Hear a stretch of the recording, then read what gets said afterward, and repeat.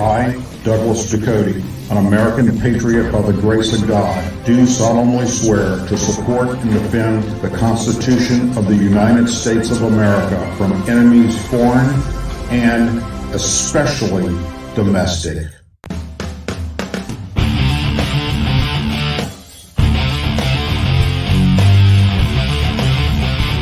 I, Douglas Ducote, an American patriot by the grace of God, do solemnly swear to support and defend the Constitution of the United States of America from enemies foreign and especially domestic. Say it with me. I pledge allegiance to the flag of the United States of America and to the republic for which it stands, one nation, under God, indivisible, with liberty and justice for all. Good evening and welcome to another edition of the Douglas Ducote Show. You haven't made a place you can be tonight, but you chose to be here with me, and for that I am forever grateful. Thank you very, very much. Boy, is there a lot of things going on across this country right now, and across the globe for that matter. They're absolutely insane. So we're going to cover some of those tonight. I want to start by sharing this with you. Former President Ronald Reagan once said, "Freedom is never more than one generation away from extinction. We didn't pass it to our children in the bloodstream. It must be fought for, protected, and handed on to them to do the same. Or one day we will spend our sunset years telling our children and our children's children what it was once like in the United States, where men were free." Well, that generation, in many ways, sadly, is here today. A new poll shows that 72% of American voters would not be willing to volunteer to fight for their country if the United States faced a major conflict. According to Newsweek, the new poll of likely voters in the United States, conducted by Echelon Insights, a research institute, showed that the overwhelming majority of U.S. adults would not be willing to serve in the United States military if the country faced a major war. The Echelon Insight poll, obtained by Newsweek, was conducted October 23rd through the 26th, following the brutal Hamas terrorist attacks against Israel on October 7th, which have led to concerns regarding the potential war for escalation conflict in the Middle East, as fears that the United States could be entangled in another war. While 72% of voters indicated that they would not be willing to volunteer to serve in the U.S. military in the face of a major conflict, 21% said they would be willing to volunteer to fight for their country.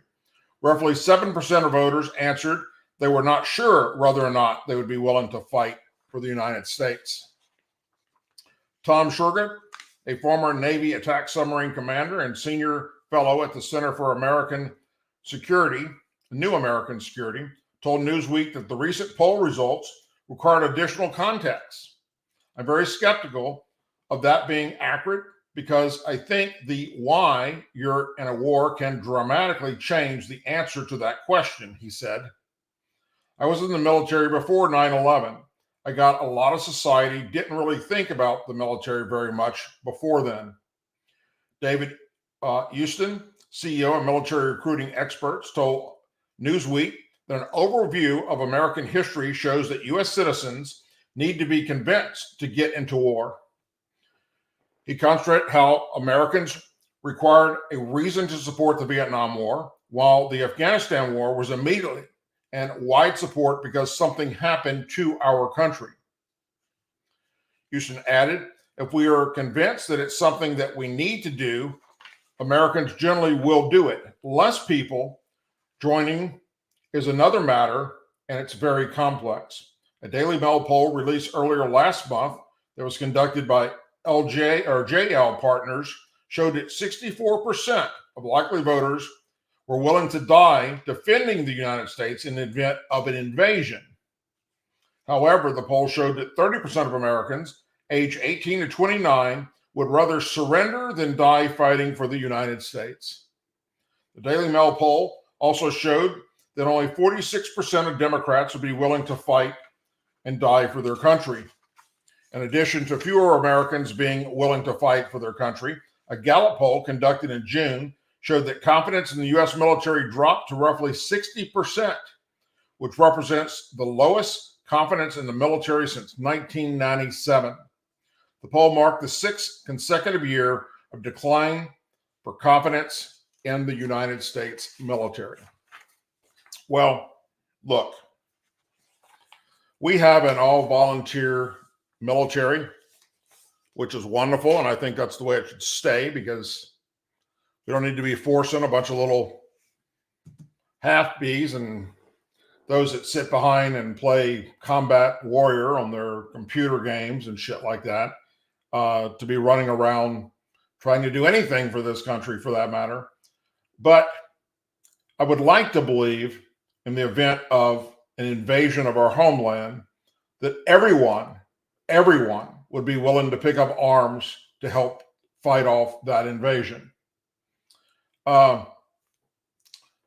Sadly, I do think that from my conversations with the recruiting command for the U.S. Army, as well as the U.S. Air Force and the U.S. Marine Corps, I haven't spoken with the Navy and I haven't spoken with the Coast Guard, but those branches that I have spoken with, their recruiting commands, they're hurting.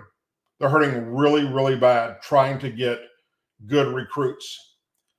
In fact, it's so bad they're having to lower the standards drastically. They're taking people now into the Army and into the Marine Corps that do not have a high school education. They're taking people with drug convictions, with nonviolent convictions, even recent DUIs for that matter. They're having a difficult time getting people that have good, clean records. And also they're having a problem getting people that can pass a basic physical test to get into the military. And they're waiving that. They're giving waivers for these people in hopes that in basic training, they can turn them around and get them to pass a basic physical fitness test. All we're doing is shooting ourselves in the foot. All right. So what's the option? If you can't get people to join, you have no other choice, none, other than to come back with a draft. And you start drafting people the way we did for many, many years.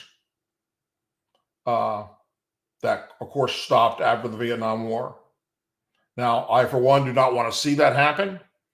But at the same time, from what I'm hearing from my brothers and sisters I've spoke to in the recruiting command, they don't see any other way this is going to be fixed.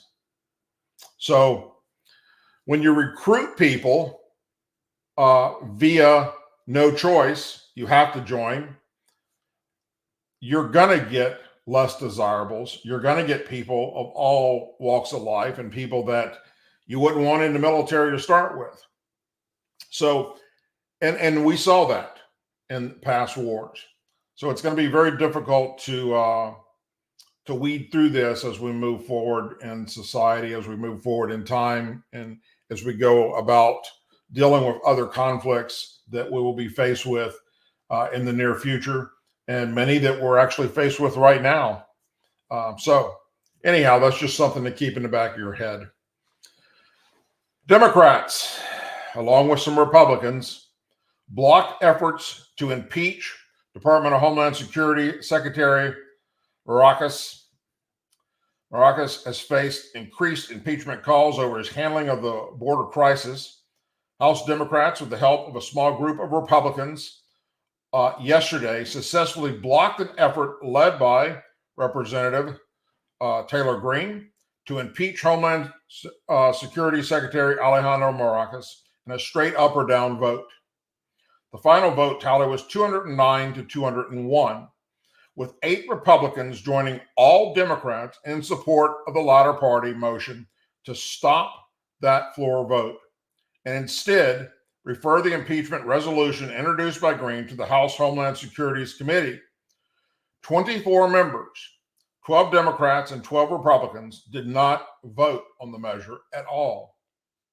The 8 Republicans who joined Democrats include Representatives Ken Buck, Republican of Colorado, Darrell Isaac, Republican California, Tom McClintock, Republican California, Patrick McHenry, Republican North Carolina, John Durrett, Republican California, Virginia Fox, Republican North Carolina, Cliff Bentz, Republican Oregon, and Mike Turner, Republican Ohio. Green introduced resolutions to impeach Mayorkas on Thursday, which would have forced a vote on impeachment without a hearing or a committee markup. If voted on and passed, it would have sent his impeachment straight to the Senate for an actual trial. The Department of Homeland Security responded to the vote with a statement accusing Congress of wasting time and calling on it to do its job by funding the government, reforming our broken immigration system, reauthorizing vital tools for DHS, and passing the administration's supplemental request to properly resource the department's critical work to stop fentanyl and further secure our border. Secretary Mayorkas continues to be laser focused on the safety and security of our nation. Well, that's about as much bullshit as I've ever heard, because he is not. He does not give two shits about you, me, or anyone that is faced with the issues of bad people that come across our southern border.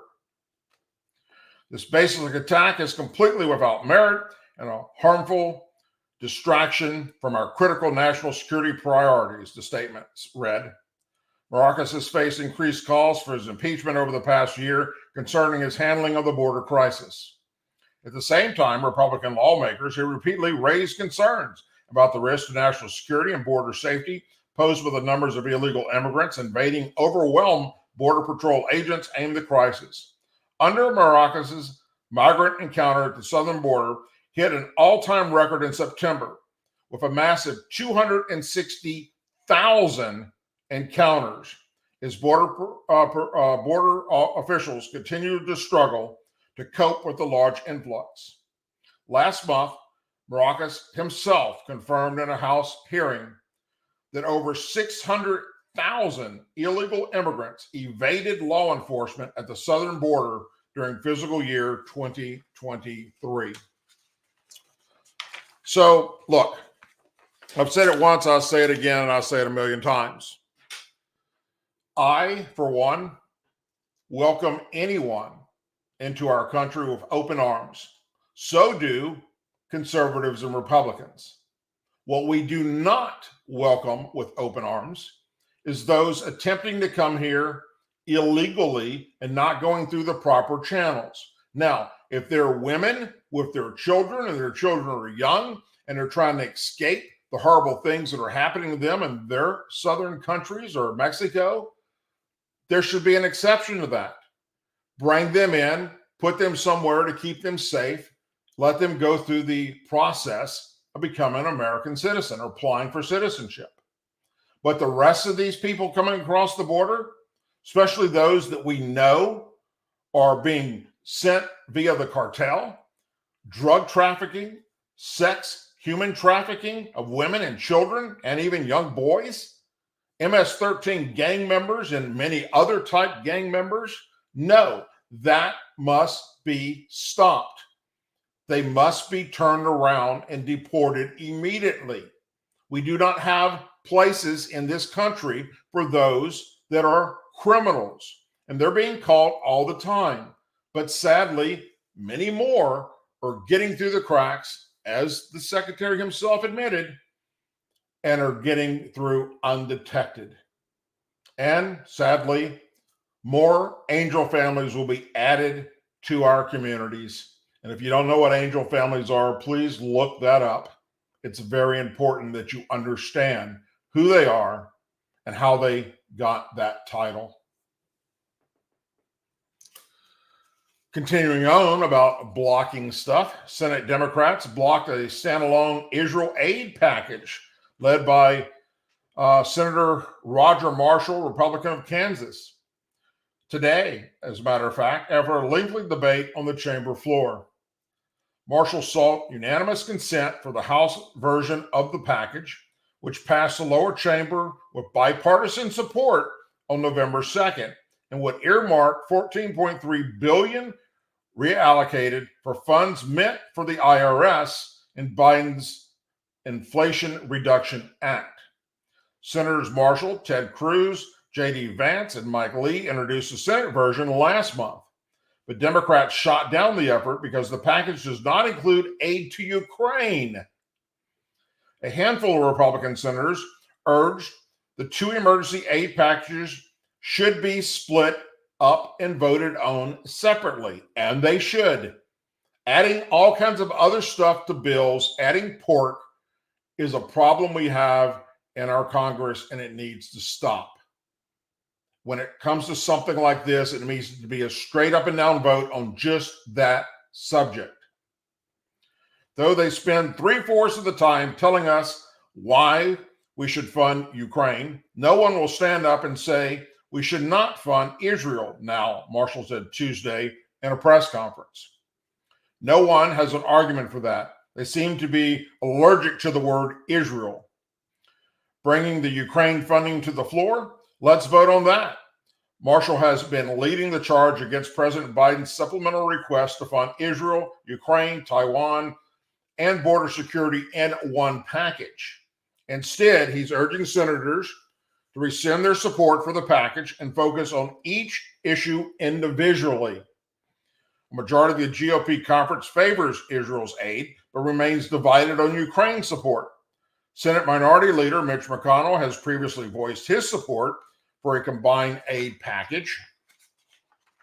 During Marshall's remarks on the Senate floor requesting unanimous consent for the standalone legislation, he called the Ukraine conflict a separate, unrelated conflict with no end in sight. Senator J.D. Vance, a Marshall ally, argued lawmakers don't have to agree on Ukraine aid package to push Israel package on its own. What I find interesting about the folks who are here today is they represent a cross-section of the opinion of the Ukrainian question, Vance said Tuesday. Even Senator Smith and Senator Lee, as much as we agree, we don't agree on every single amount of how we address this Ukraine situation. What we are doing is all agree, though, is that the American people deserve a separate debate. Senator Eric Smith called the combination aid package putting on a bunch of unrelated issues to try and bootstrap Ukraine aid, aim at less controversial stance on supporting Israel. Vance also said that there are other ways to allot the $14 billion to Israel, which is a very small amount of money in the United States federal budget compared to the other amounts of billions we've already given to Ukraine, for instance. Senator Mike Lee echoed Vance and Marshall and said the two regions are distinct and clear differences. We have to take into account that there are differences here, he said. When you do evaluation of each funding request on a basis of the individual merit of the conflict and questions the needs of Israel and Ukraine, and for that matter, other areas in the world that have been beset by some conflicts, they're distant and they're separate. But Senator Patty Murray, Democrat Washington, who chairs the Senate Appropriations Committee, was the first among several Democrats who objected to Marshall's motion and rallied continued support for both Ukraine and Israel. The global challenges we face are all connected, and they are all urgent, Murray said. The bipartisan Israel aid bill passed the House in early November before being shot down by 8 Senate Democrats as the bill made its way through. Senate Democrats sunk the bill last week, citing a lack of Ukraine aid as well as humanitarian aid, money to combat China's influence in the Indo-Pacific, and border security funding. Senate Democrats also attacked Republicans over the bill slashing IRS funding to pay for the Israel aid, accusing them of slow-walking the aid by trying the IRS cuts to it. Additionally, National Security Council spokesman John Kirby said during a press briefing that President Biden would veto an Israel-only supplemental package if Congress was to pass it. So, look, they work for us, okay? It's not the other way around.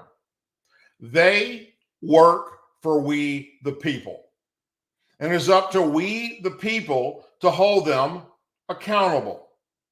It's up to you to contact your members of Congress and tell them to stop playing this silly ass fucking game and to get on with business.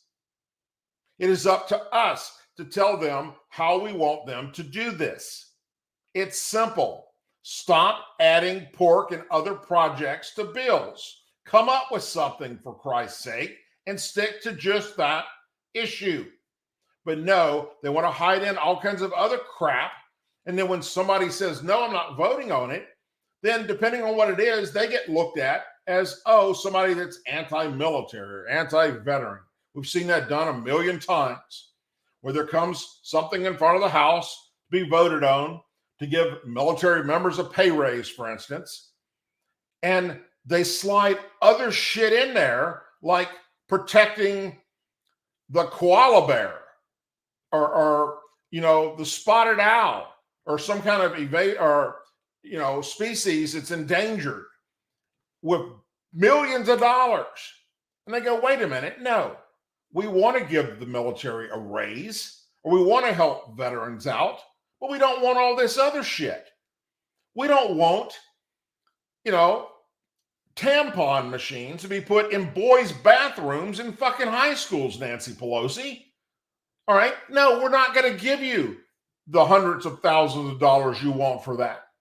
Take it out of the fucking bill and vote on the bill. If it's a bill to support our military, support our veterans, support our elderly, support our disabled, support veterans, we're all going to agree on that.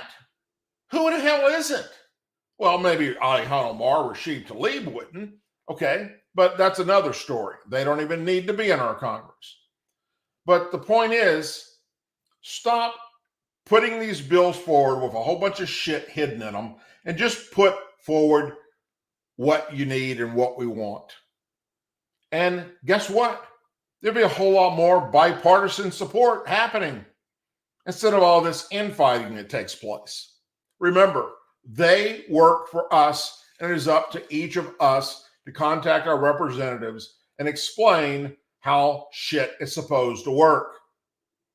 They know it. They just have amnesia right now, and they simply forget it.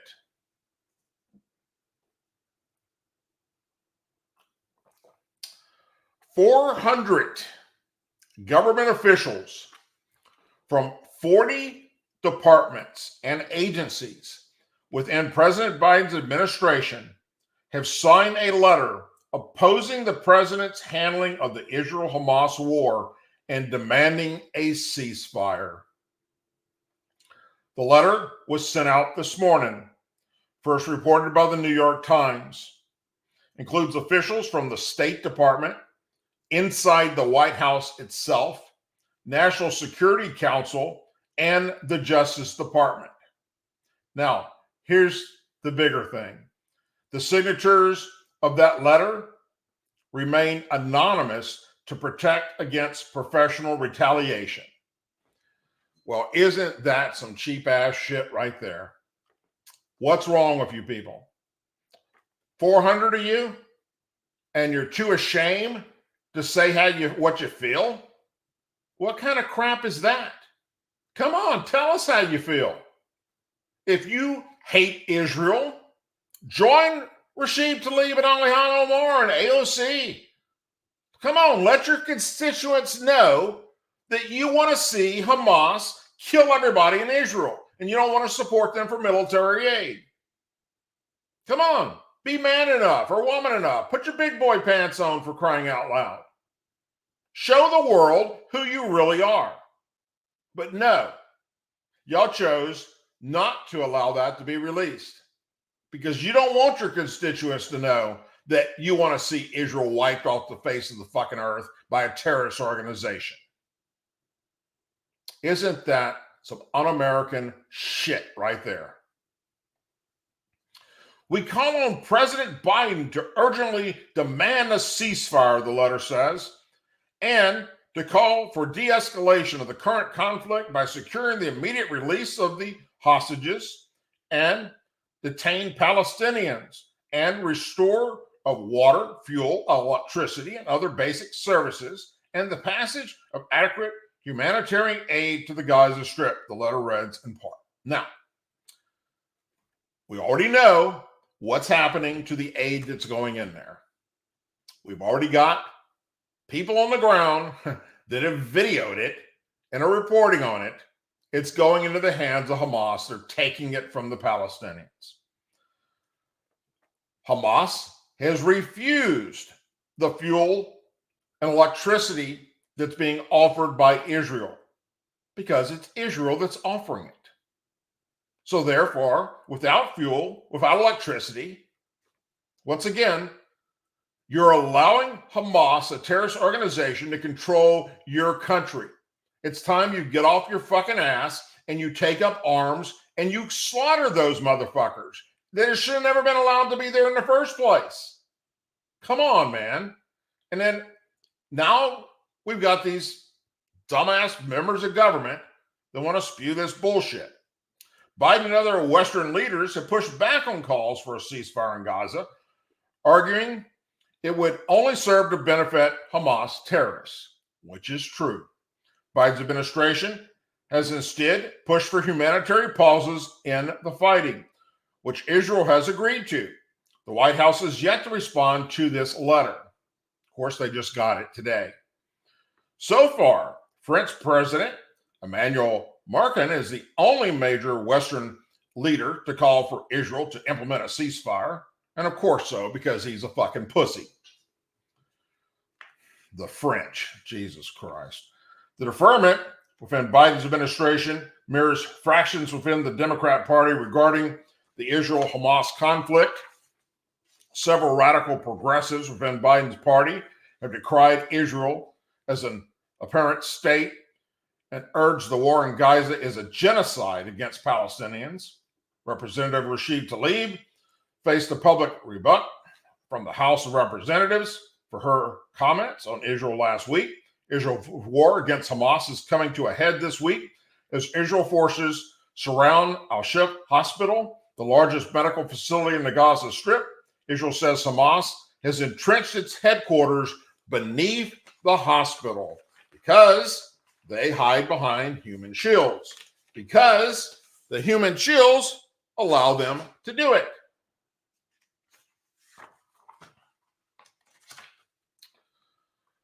More black voters may be abandoning President Biden in 2024, leaving some Democrat strategists extremely concerned. A new report from the Wall Street Journal claims. The New York Times Senior College poll this month raised alarm bells for Democrats after it found Trump had reached an unprecedented level of support from black voters in battleground states that President Biden won in 2020. Black voters in Nevada, Georgia, Arizona, Michigan, Pennsylvania, and Wisconsin are now registering 22% support for Trump, up from 8% in 2020. Some black voters in Philadelphia, Pennsylvania, told WSJ they are frustrated by how Biden has handled the economy and won't be voting for him again. He's a weak man. He's an old man. Mr. DeLetto, 60 years old, said of Biden, he didn't change anything. The Democrat from Southwest Philadelphia said he would vote for Trump if it's a Trump-Biden rematch. A mother from North Philadelphia, another black Democrat, working two jobs to make ends meet, also described feeling let down by the president. I really didn't think he was going to help people in my situation. Michelle Smith, 46, said, it's like all of them talk a good game until they get elected. Wow, where have you heard that before? Smith said she voted for Biden in 2020, but won't vote for him again due to the inflation, higher rent prices, and the feeling of being ignored, the report said. President Biden's bleeding support from black voters has left some battleground state Democrats panicking. I'm absolutely concerned, frankly, and I'm extremely concerned, one elected Democrat said in the report. This is a huge problem. A poll from May showed only 41% of black adults said they wanted Biden to run for a second term, and just 55% said they would likely support him in the general election. These figures starkly contrast with the first few months in office, when 9 out of 10 black voters approved the job he was doing. Local Democrat leaders in Philadelphia are making efforts to discover the reason why black voters are leaving the party or abandoning Biden in 2024. Pennsylvania State Senator Vincent Hughes said he has conducted a canvassing effort to reach out to 25,000 low turnout voters in the district to see why they aren't interested in voting. He told the WSJ he's trying to encourage black voters to see the glass is half full instead of half empty under Biden. Wow, you couldn't make that up if you tried. People feel crummy just in general, not just with voting. Part of my responsibility is to be more encouraging to the folks that feel like the glass is half empty, when in many respects, the glass is half full, he said in the report.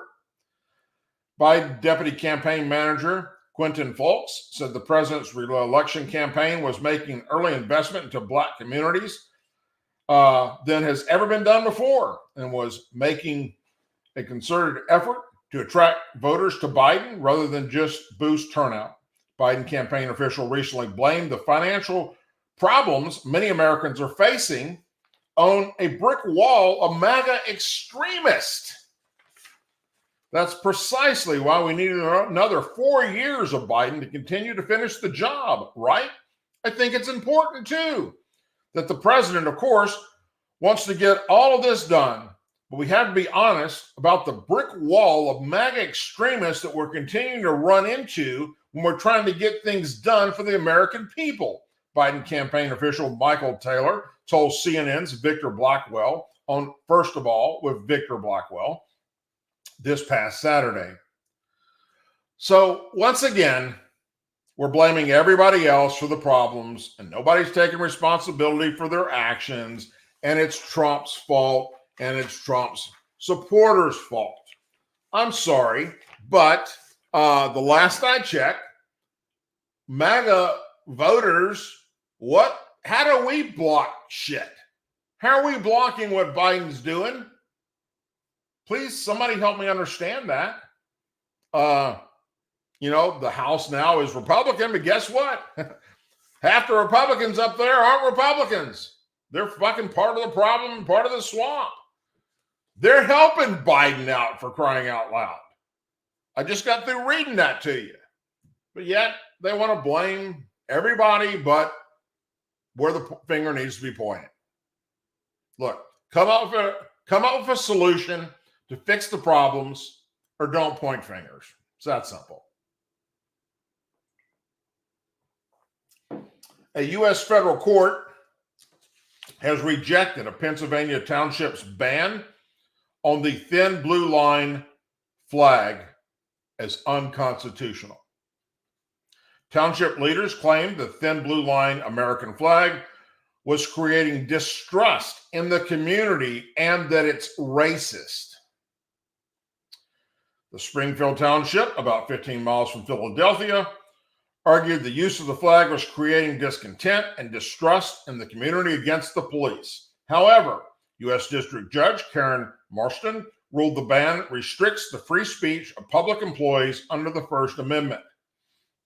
The township repeatedly suggests that the thin blue line American flag is of limited, if any, public value or concern because it's offensive and it's racist.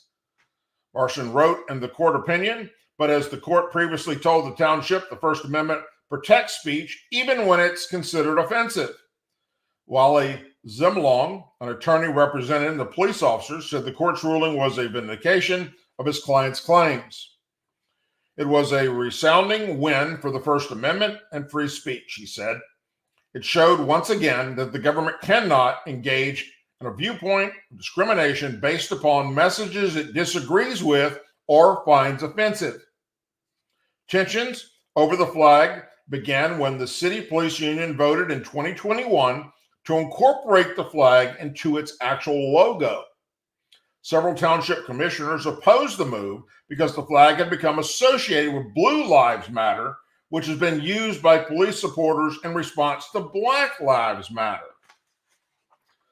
The union voted to deny a request by the commission to change it, despite the township offering to pay up to $10,000 to change it.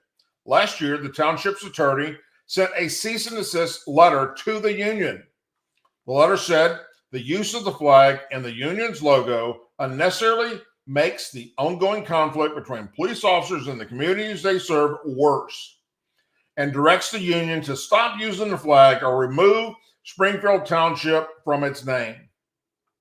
After the union refused to drop the flag or change its name, the commission adopted a policy that barred township employees, agents, and consultants from displaying the flag while on duty or representing the township. Now, they have that right, but you don't have the right to information that's absolutely not true. Now, you can say it all you want. Does it make it true? Yes. Have there been some horrible incidences in law enforcement over the years? Hell yeah, there has. Have there been some racist cops throughout the years? You bet there is. Pick any company in America, any company in any corporation, whether it's a mom and pop business or a huge business like Home Depot. I don't give a shit. Pick any government agency, federal, city, state, county, and you're going to find people within those ranks that are racist. Now, when we find them, we root them out. In the past, yes, sure, there's been people cover for racist cops and racist firefighters, racist checkout clerks at Walmart. All right? Things are changing. We're getting rid of racist. We're looking for that in companies.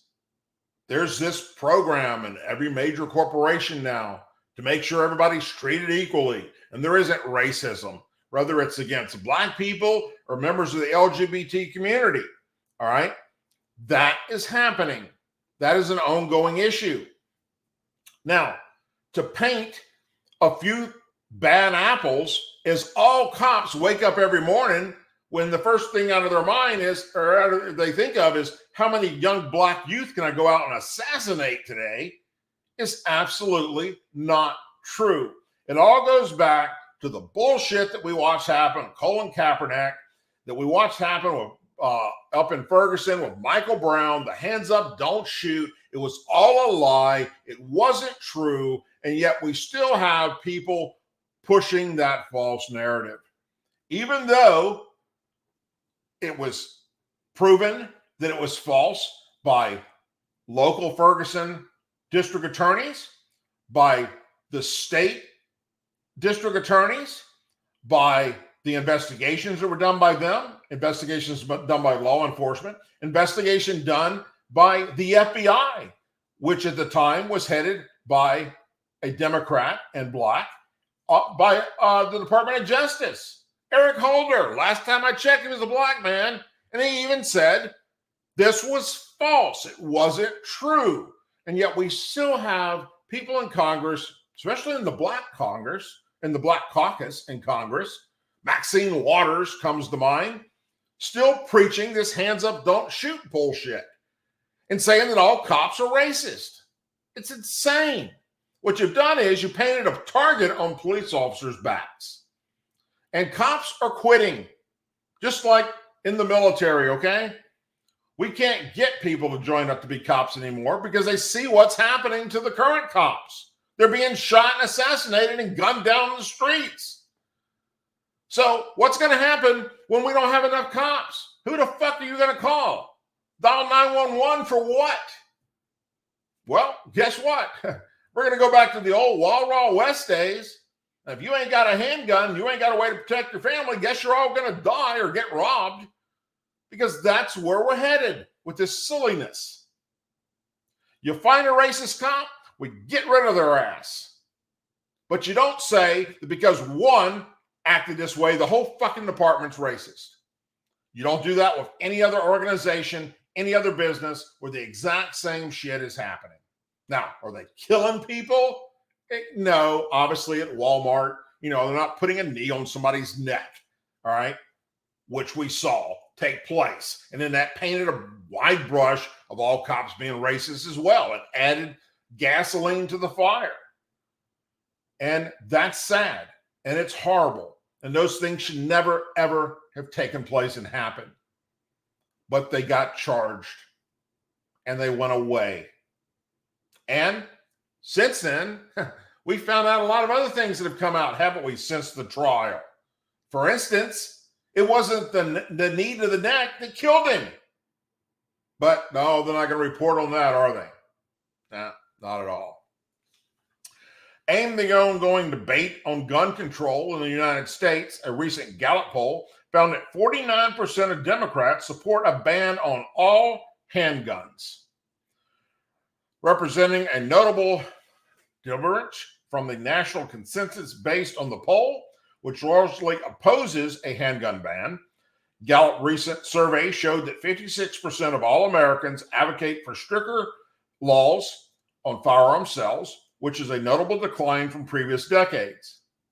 The poll results represent a downward trend from the 80% agreement and the argument in the early 1990s, and a 10% decrease from the 66% from the Americans in favor of stricter gun laws recorded in June of 2022, according to bearingarms.com. Contrary to the hopes of gun control advocates, the poll showed only 27% of Americans surveyed support a ban on handguns. The poll also showed that a similar minority, about 1/3 of those surveyed, view a gun in the household as an increased risk. However, the poll showed that Democrats are much more supportive of additional gun control measures. According to the Gallup poll, 88% of Democrats support stricter gun restrictions, while 49% support banning handguns in the United States altogether. While almost half of all Democrats support banning handguns, the Gallup poll found that 37% of Democrats, 67% of independents, and 86% of Republicans believe the presence of firearms in a home makes a home safer. Gallup explained that the number of Republicans who believe the presence of firearms makes homes safer has almost doubled since 2000, while the number of independents and Democrats who believe the presence of firearms makes homes safer has increased by roughly 30% and 9% respectively. The only way to stop a bad guy with a gun is a good guy with a gun. And guess what? If it's happening at the split second, right then and there, as most crimes do, regardless of what they are, by the time you dial 911 and wait for the cops to show up, you're probably going to be injured or dead. And this final thing I want to talk about tonight is something we've talked about on this show many times before. It's absolutely insane that this keeps happening and happening on such a wide respect of our culture. First, let me say this. Let me get this out in advance for anybody tuning in that's new to the program. I, like most Republicans, do not have a problem with people that have a sexual orientation that's different from ours. Some Republicans are members of the LGBT community. Some are gay, some are lesbian, some are trans. It doesn't have to be a Democrat or Republican issue. All right. I, for one, I don't care what you do behind closed doors as long as it's legal and nobody's having something done against their will. All right. But where people have a problem is when you're pushing your agenda down our throats, like the circus clowns that show up for the readings in the schools and in the story hours in libraries, dressed up like a bunch of fucking freaks. All right. That's not even a sexuality. That's a sickness in my mind. All right. The real members of the LGBT community I know from just talking to my friends that are in the community, hell, one of our moderators is a member of the community for that. All right. I got friends that I served in law enforcement with that are gay, that I went to school with that are gay, that I was in the military with that are gay. And guess what? They too do not believe that we should be allowing this less than 1% of the population to control what everybody else is doing and shoving it down our throats as if they're the majority. So there's got to be a way that we can fix this. I don't know what it is right now, but what I do know is for women, I'm sorry this keeps happening to you, that they're finding men that want to dress up as women to represent you or to be on your team or whatever it is you're doing. And in this case, it happens to be a fucking CEO, not just a CEO. So here we go. A charity for a disease that can cause serious pain and pregnancy complications for females has appointed a transgender woman to be their CEO. Endometriosis, South Coast, and abbreviated as ESC, is described as a charity set up to support those diagnosed with endometriosis.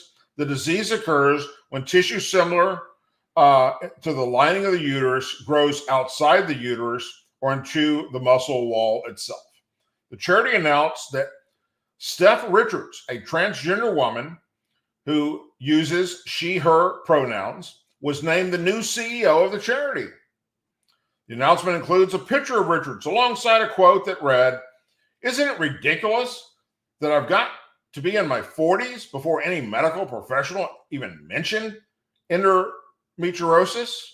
Well, I don't know where you've been, but I heard about this fucking years ago, like when I was a teenager, and I'm 61 now, but you're not that old, so maybe you just pulling this out of your ass and make people want to believe what you're saying is true. Richards described herself as an intersectional feminist and human rights activist, previously working as Portsmouth's labor, women's, and LGBTQ officer on the social media platform X. Richardson wrote that she was a genuine honored to be named to this position.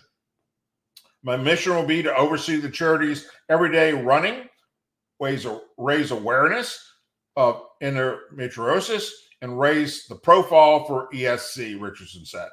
The new CEO also revealed that she would advocate for health hubs, hopefully cutting wait times and reducing suffering for affected women. Feminist has many causes, far too many to put in one tweet, but for me, inequality in healthcare is a priority, and I will do my best to help overcome this injustice, Richards added. According to the Daily Mail and Reddix, Richardson has previously claimed that transgender people can change their biological sex if they want to, which, by the way, is not true. Richardson also touted a safe space where adult men could dress up as women, including as schoolgirls, without fear or shame or harassment. Well, that can be done in the safety of your bedroom, for crying out loud. What do you need a safe space for? Do it at home. I'm going to dress up as a little girl, spank each other, or wear nipple clamps, or whatever the fuck you want to do. Who gives a shit? Okay? But we need to come up with safe spaces for you to do it in public? Is that what we're advocating for here? I'm not quite sure I understand it. Her appointment to the position was met with outrage from women's groups. Let Women Speak founder Kaylee J. Keene said the announcement ignored women and took issues with the language used by the ESC online post. Everyone has lost their collective minds, she told the Daily Mail. The losers are women who suffer from endometriosis, who have to rely on a charity that won't call them women, but people, but who will call a man a woman. Keene also called the move by ESC an absolute disaster and an insult to women who suffer from this disease. I think it's doubly insulting that they will use female language for him, but not for the sufferer of the condition, she added. Carolyn Flisk, the director of Conservative for Women, called it an insulting appointment. It's an absolute shocking appointment.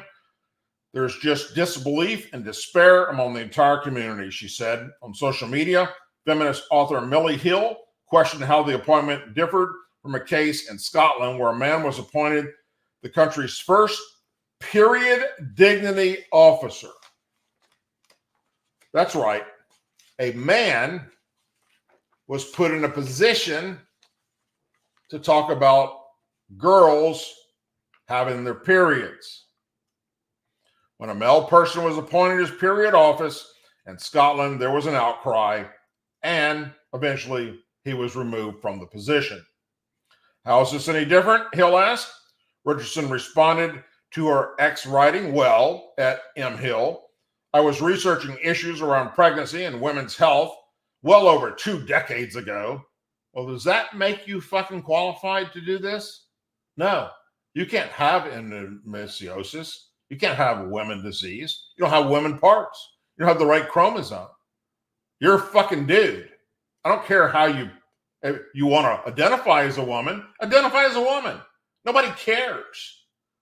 We don't care what you identify. Identify as a fucking soap dish. Nobody gives a shit. Okay? What they care about is when you're put in a position that is overseeing what is responsible for women's health when you're not a woman. You have no way of knowing what they go through. You don't have periods. You know, like this whole crap of putting the tampons in boys' locker rooms. For what? What are they going to do with it? Shove it up their ass? They got diarrhea? Maybe that'll help. They don't have a vagina, for crying out loud. They sure as hell don't have periods. And oh, they can't produce a fucking baby. I have offered to share my knowledge with you to improve your books. You refuse to meet me. In a different post, Richardson also addressed the backlash directly, claiming working today while under a barrage of online hashtag transphobia, Richard said, I genuinely appreciate your support, especially the dozens of DMs from those who have given GC views. Thank you and enjoy at Conservatives Falling Apart. Well, look, I don't care if you're transsexual. I don't care if you dress up like a fucking circus clown. I don't care. As long as what you're doing is legal and you're not hurting other people, I don't give two shits. But women have a problem, and most people see and understand the problem of people representing them for their female specific things that only a female can encounter is a guy pretending to be a woman. They see a problem there. You know, that's why in most situations, not all, don't get me wrong with what I'm about to say, but in many situations, women prefer to go to a woman gynecologist because a woman has the same parts that they have and experience the same things that they do. Therefore, they know about the body, and then they went to school to learn about the female parts, on top of the fact that they're born a female. A lot of women do not feel comfortable going to a male gynecologist for that simple fact. Yes, he went to school, but he doesn't have a vagina. He doesn't have milky boobs. He can't produce a baby in his stomach. Okay, so it's all a jumbled fucking mess of crap that we're having to listen to and be forced to adapt to. And many people are standing up and saying, no, not going to do that. You're dumbing us down enough as it is. You're not going to push us over the cliff. We're not sheep. We sure as fuck aren't going to follow you. So stop with this silliness. It just stop it. You know, where was it? In Puerto Rico, I think. I could be wrong, but I think it was Puerto Rico. their Miss Universe pageant. They picked the fucking guy. A guy. He's trans. To represent women. What's that say to the women? It's a slap in the fucking face. And they're pissed off down there. You know, it just keeps happening and keeps happening. Again, you know, this isn't an anti-anything against people in the LGBT community. Trust me. Got plenty of friends doing it. Got plenty of friends in that community. And I got their 6 and they got mine. But when it comes to this less than 1% of the population, making all of us just go, oh, for political correctness, we need to bend to their fucking... No, we don't. I'm sorry. We don't. We don't have to. No. And finally, enough people are standing up and saying, it's not going to happen. Not on our watch. Go do what you want to do behind closed doors. Hell, do what you want to do out in public, as long as it's legal. You know, wear high heels and a bra? I don't care. But what I care about is when you want to say you're a woman and you're not, and you want to use the girls' restrooms.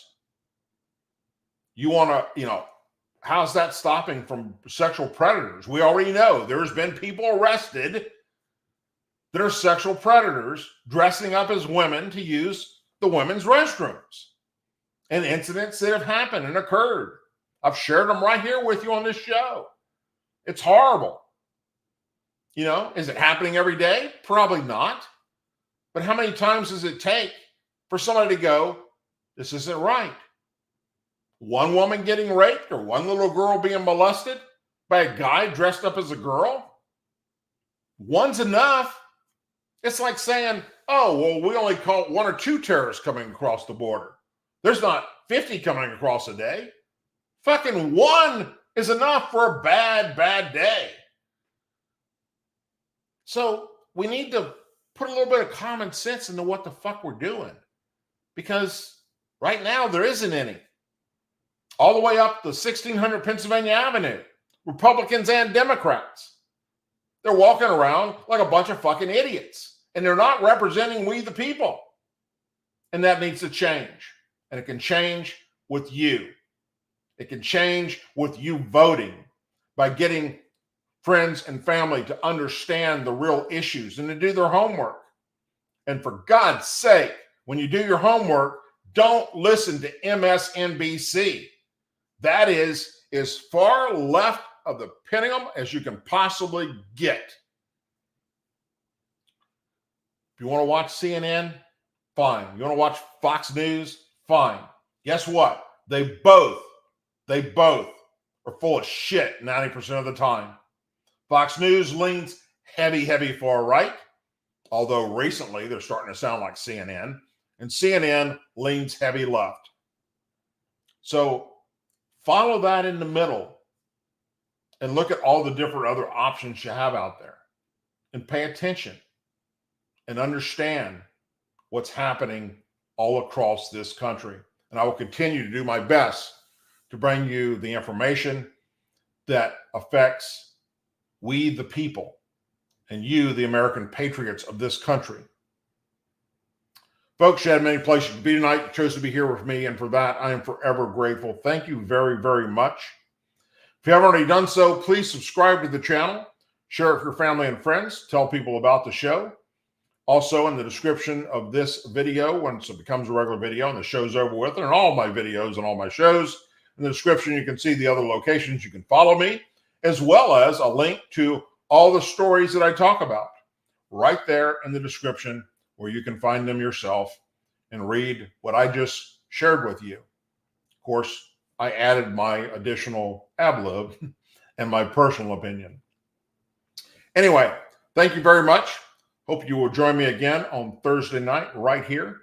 Until then, please say a prayer for our men and women serving in the United States military, our veterans, our law enforcement officers, our first responders and their families, our angel families, our blue and gold star families, and our country.